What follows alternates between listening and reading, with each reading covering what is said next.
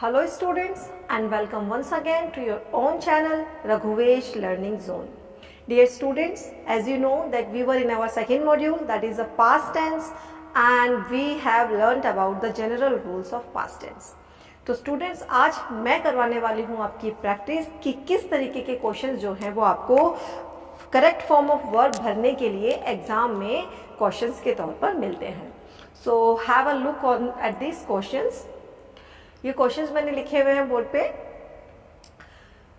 We are going to solve them. देखिए question number 1, what dash they when you saw them.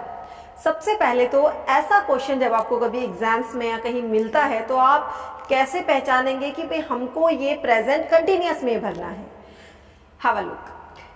What क्या, दे यानी कि वे, when माने जब, यू सॉ देम आप ये देखो यहां पर जो सॉ लिखा हुआ है ना, सी होता है, सी की सेकंड फॉर्म होती है सो, होती है सी की सेकंड फॉर्म, यानी कि वर्ब की सेकंड फॉर्म होने का मतलब आपको ध्यान होगा वर्ब की सेकंड फॉर्म लगती है पास्ट इंडेफिनिट टेंस में, यानी कि इस तरफ जो सेंटेंस है वो पास्ट इंडेफिनिट का है.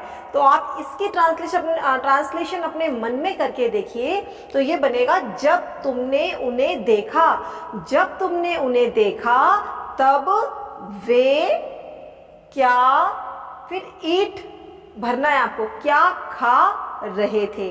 तो अपने आप आपका टेंस बन गया. There is just a guess work to be done. हल्का सा आपको गैस वर्क करना है, but as you know practice makes a man perfect. आप थोड़ा सा प्रैक्टिस करेंगे तो आपको ये जनरली जो है एक माइंड में मेकअप हो जाएगा सेंटेंस का, और आप आराम से इसको कर सकते हैं. वॉट डैश दे, तो आप इसको ऐसे भी समझ सकते हैं कि जब यहाँ पर सेकेंड फॉर्म मिलेगी आपको तो आपको ये भी पास्ट में ही भरना होगा. जब तुमने उन्हें देखा तब वे क्या खा रहे थे.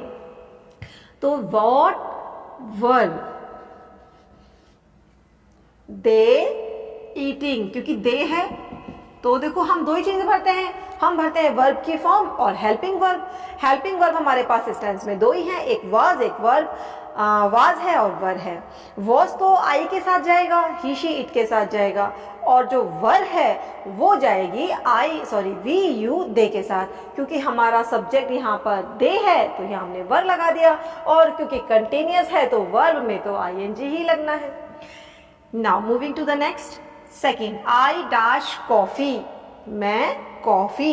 व्हेन माने जब, द फोन रैंग, रिंग का रैंग किया है, ये देखिए अगेन ये रिंग होता है वर्ड और यहाँ लिखा है रैंग, यानी कि जो ये वर्ब है इसकी सेकेंड फॉर्म दी हुई है. जब आपको यहाँ पर वर्ब की सेकेंड फॉर्म दी हुई है तो आपको क्या करना है, समझ जाना है कि ये टेंस पास्ट इंडेफिनिट टेंस बन रहा है. जब फोन की घंटी बजी तब मैं कॉफी, और मेक यानी बनाना, तब मैं कॉफी बना रही थी. तो ये आ गया आपका पास्ट कंटिन्यूअस टेंस. आई के साथ भरूंगी मैं वॉज, अभी पढ़ा है हमने. आई वॉज, मेक में लगा दूंगी आईएनजी, तो आई वॉज मेकिंग कॉफी, मैं कॉफी बना रही थी. व्हेन द फोन रैंग, जब फोन की घंटी बजी. Moving to the next. While she dash the story, जब वह कहानी, टेल मनी सुनाना, ठीक है, या बताना. The baby began to cry, बच्चे ने रोना शुरू कर दिया. आया गया खाया पिया आपको पता है पास्ट इंडेफिनिट होता है. बिगेन, यहाँ पर बिगिन से बिगैन बनाया गया, यानी कि वर्ब को सेकेंड फॉर्म में, just like the first and second, यहाँ पर भी बेबी के साथ में बिगैन का यूज किया गया है जो कि वर्ब की सेकेंड फॉर्म है. यानी कि जब वह कहानी सुना रही थी तब बच्चे ने रोना शुरू कर दिया. तो वाई शी वॉज, शी के साथ हम लेंगे was, and as usual tell का बन जाएगा telling. While she was telling the story, जब वह कहानी सुना रही थी, the baby began to cry, बच्चे ने रोना शुरू कर दिया. Next, he dash in Jaipur those days. अब देखिए थोड़ा सा अलग है. आपको कैसे पता चलेगा ये पास्ट में जा रहा है? शब्द देखिए those, उन दिनों, those days, उन दिनों की बात बता रहा है, उन दिनों वह जयपुर में, और रहने की जो है आपको फॉर्म भरनी है ना। तो ही डैश दोज डेज, तो आपको यहाँ दिया हुआ लिव, तो वह उन दिनों में जयपुर में रह रहा था। ही वॉज, ही के साथ वाज जाएगा और लिव का बन जाएगा living. He was living in Jaipur those days, वह उन दिनों में जयपुर में रह रहा था। एक और देख लेते हैं, I dash to inform you, मैं आपको बताने के लिए, सूचित करने के लिए, यू बट लेकिन, आई फॉरगॉट, मैं भूल गया। यहाँ भी फॉरगेट का फॉरगॉट बनाया हुआ है और आपको वर्ब की फॉर्म भरनी है कम की। तो मैं आपको सूचित करने के लिए आ ही रहा था लेकिन मैं भूल गया। आई के साथ जाएगा वॉज और कम का बन जाएगा coming, I was coming to inform you, मैं आपको सूचित करने आ रहा था, बट यानी लेकिन, आई फॉरगॉट, मैं भूल गया।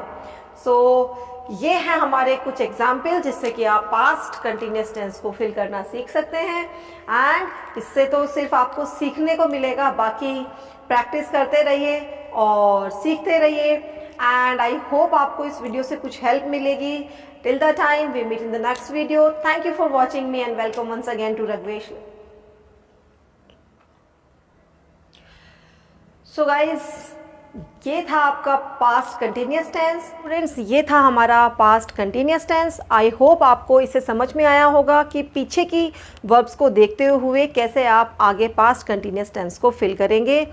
सो आई होप आपको पास्ट कंटिन्यूअस टेंस की करेक्ट फॉर्म ऑफ वर्ब भरना आ गया होगा। And thank you for watching this video. Stay tuned to the channel and meet you in the next video. Till the time, bye bye.